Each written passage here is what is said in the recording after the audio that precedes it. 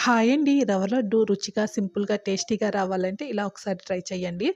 2 స్పూన్నుల నెయ్యి వేసుకొని, 1:30 కప్పు వరకు బాంబే రవ్వ, మనం ఉప్మాకు వాడే తెల్ల రవ్వను వేసుకొని లో ఫ్లేమ్‌లో దోరగా మంచి రంగు, వాసన వచ్చేంత వరకు వేయించుకోవాలి. అదే కప్పుతో ఒక కప్పు వరకు పచ్చి కొబ్బరిని కూడాను వేసేసుకొని, రవ్వ, కొబ్బరి మంచిగా వేగిన తర్వాత 4 యాలకులను కూడాను వేస్తున్నాను.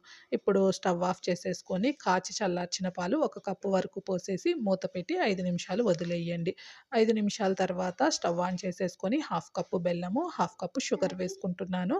మీరు మొత్తంగా కావాలంటే షుగర్ కానీ, బెల్లం కానీ వేసేసుకొని ఇలా ప్యాన్‌కి స్టిక్ అవ్వనంత వరకు ఉంచి, మనకి లడ్డు వస్తుందో లేదో ఒకసారి చెక్ చేసేసేసుకోండి. ఇప్పుడు స్టవ్ ఆఫ్ చేసేసుకొని, ఒక స్పూను నెయ్యి వేసేసుకొని, డ్రై ఫ్రూట్స్ అన్నీ వేసేసుకొని, చేతికి కాస్త నెయ్యి అప్లై చేసుకొని, కావాల్సిన సైజులో ఇలా రవ్వ లడ్డూలు చుట్టుకుంటే నిజంగా చెప్తున్నాను చాలా బాగా నచ్చుతాయండి.